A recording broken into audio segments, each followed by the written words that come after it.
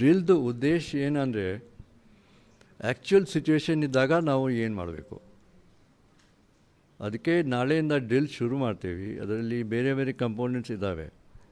Medical ಟೀಮ್ದು activation, hospital activation, ನಮ್ಮ assembly points, safe areas, ಅದು ತಮ್ಮ ಮುಖಾಂತರ ಮೀಡಿಯಾ ಮುಖಾಂತರ ನಾವು ಟ್ರಾನ್ಸ್ಮಿಟ್ ಮಾಡ್ತೀವಿ.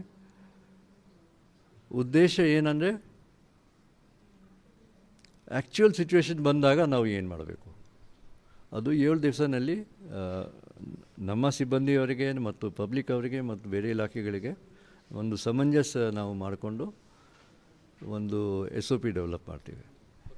ಇನ್ನೊಂದು ಈ ಒಂದು SOP ಆದ ನಂತರ ಮತ್ತು ಜನರು ಭಾಗಿಯಾಗುವಂತಿರ್ಬೋದು, ಬೇರೆ ಬೇರೆ NCC ಇರ್ಬೋದು ಮತ್ತು NSS ಇರ್ಬೋದು, ಬೇರೆ ಸಿವಿಲ್ ಡಿಫೆನ್ಸ್, ನಿಮ್ಮ ಫೈರ್ ಆ್ಯಂಡ್ ಎಮರ್ಜೆನ್ಸಿ ಪೊಲೀಸು, ಇವ್ರನ್ನ ಯಾವ ರೀತಿ ಕೋಆರ್ಡಿನೇಟ್ ಮಾಡಿಕೊಂಡು ನಾಳೆ ಒಂದು ಮಾಡ್ತೀರಂತ? ನಮಗೆ ಗೊತ್ತಿರ್ಬೋದು, ಈ ಸಿವಿಲ್ ಡಿಫೆನ್ಸ್ ಪರ್ಸನಲ್ಲು ಅವರು ಬೇರೆ ಬೇರೆ ಡಿಪಾರ್ಟ್ಮೆಂಟಿಂದ ಇದ್ದಾರೆ. ಡಿಪಾರ್ಟ್ಮೆಂಟ್ ಅಂದರೆ ಸ್ಕೂಲ್ ಚಿಲ್ಡ್ರನ್ ಇರ್ಬೋದು, ಪಬ್ಲಿಕ್ ಇರ್ಬೋದು, ಡಾಕ್ಟರ್ಸ್ ಇದ್ದಾರೆ, NCC ಅವರು ಇದ್ದಾರೆ, ಎಲ್ಲರೂ ಭಾಗವಹಿಸ್ತಾರೆ ಅದರಲ್ಲಿ.